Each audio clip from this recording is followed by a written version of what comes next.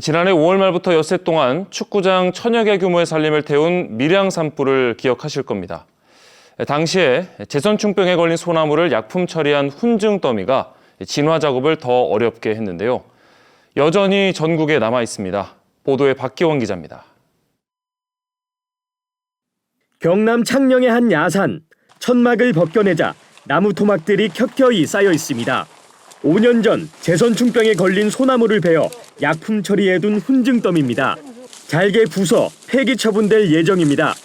산불 취약한 지역에 있거나 생활권 주변에 있는 우선적으로 저희가 제거를 하고 있고요. 지난해 산림청이 처리한 훈증더미만 35만 개, 140억 원이 투입됐습니다. 마을 뒤편 야산입니다. 이곳에만 훈증더미 수십 개가 보관돼 있는데 이런 훈증더미가 전국에 156만 개나 됩니다. 모두 처분하려면 600억 원을 더 들여야 합니다. 문제는 비용이 계속 늘어난다는 겁니다. 제선충병에 걸려 올해 4월까지 제거할 소나무는 전국적으로 185만 그루, 절반인 90만여 그루는 또다시 훈증더미로 남기 때문입니다. 실제 훈증더미는 수분 함량이 적고 연소열은 높아 불이 붙으면 쉽게 확산할 수 있어 이 같은 조치가 불가피합니다. 비감염목의 착화 시간은 16초임데 반해서 4, 5년 된 제선충 감염목의 착화 시간은 6초로 3배나 착화 시간이 빨라졌습니다. 지난해 축구장 1,060개 면적의 산림을 태운 경남 밀양 산불 진화를 더디게 한 이유 중 하나입니다.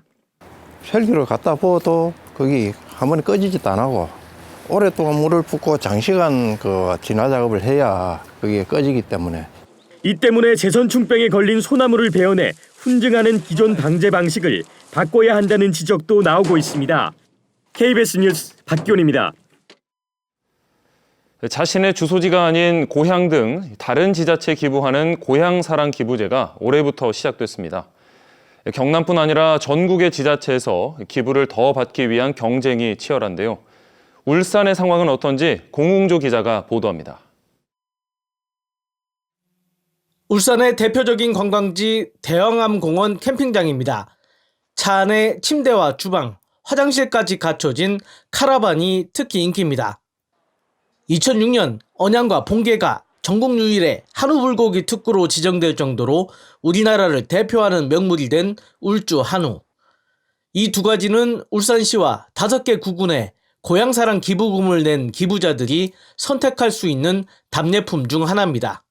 규정상 재경 향후회나 동창회 등에 가서 기부해달라고 직접 홍보할 수 없어 결국 지자체 간 답례품 경쟁이 되어버렸습니다. 지난 16일 기준으로 울산시와 5개 구군에 접수된 고향사랑 기부금은 196건에 2,390만 원.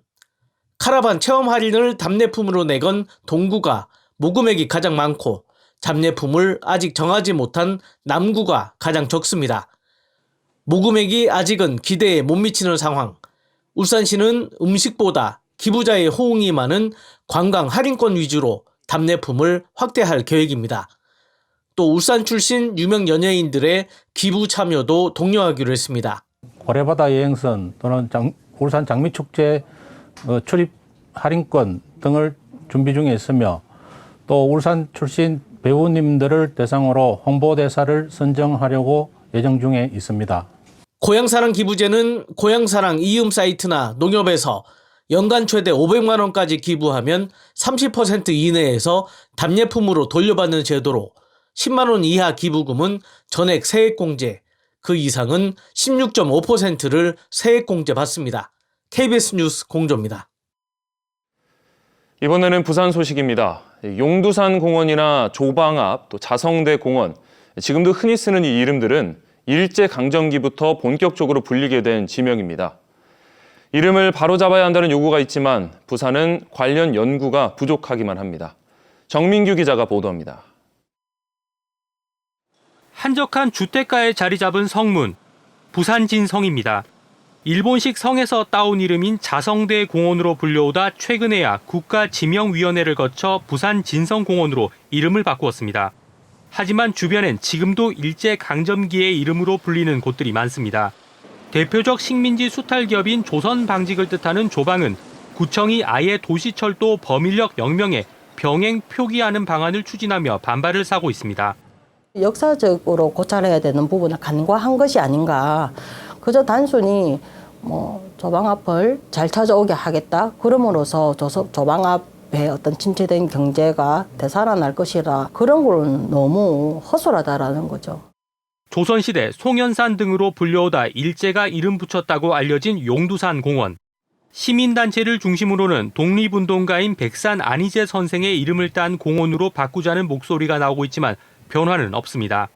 신사의 흔적이 없어졌다고 하지만 그게 있었던 자리이기도 하고 해서 뭔가 역사적인 의식이나 독립운동의 정신을 많이 새긴 안희재 선생을 조금 부각하자는 의미가 더 큰 거죠. 이곳 좌천 사동 일대 역시 마찬가지입니다. 이곳은 과거 일제강점기 능풍장으로 불려온 일본인 사업가의 별장이 있었던 곳인데 해방 이후 별장은 없어졌지만 지금도 여전히 도로명 주소 등의 이름을 사용하고 있습니다. 전문가들은 부산이 식민지 수탈의 길목이었다는 점에서 관련 조사부터 이루어져야 한다고 강조합니다. 기술 문화 수준이 거의 세계적인 수준에 도달했다고 봅니다. 그럼 차제에 과거에 우리가 무인식으로 아니면 무감각으로 대처했던 것들을 이제 제대로 된 우리인식으로 이것을 바로잡을 필요가 있다는 거죠.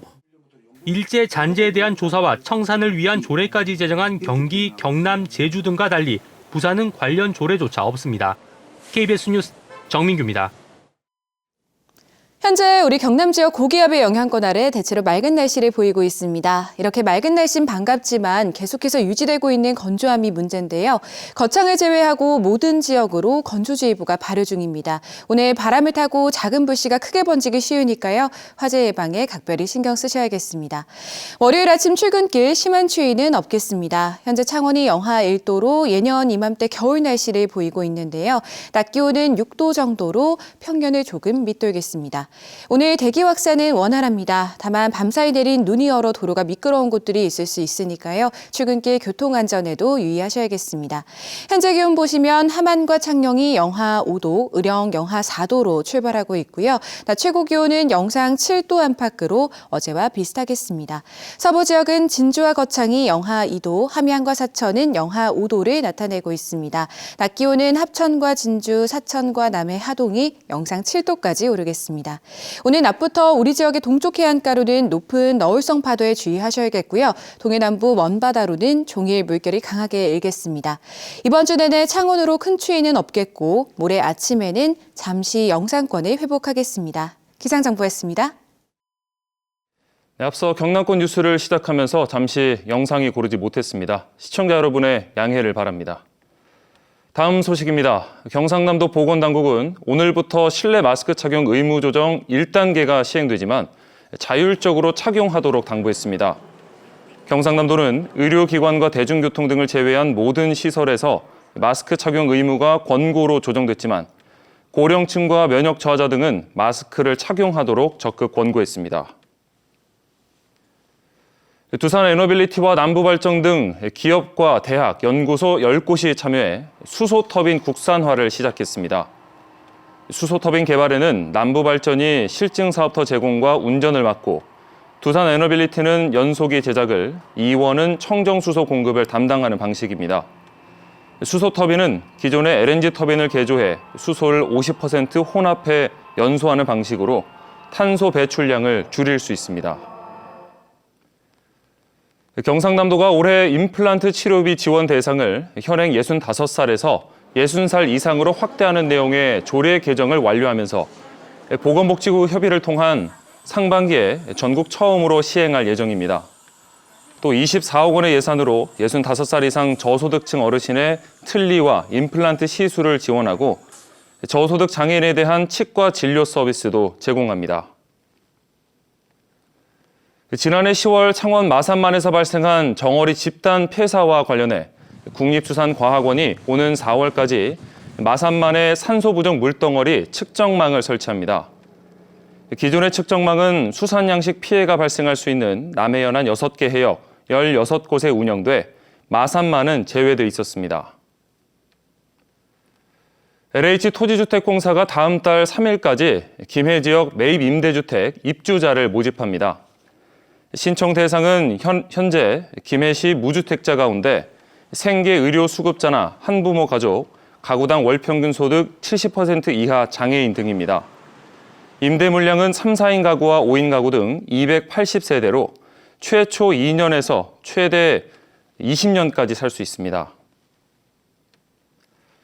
창원지법 마산지원은 중대재해처벌법 위반 혐의로 기소된 한국제강법인과 대표이사에 대한 1심 선고기일을 다음 달 3일로 결정했습니다.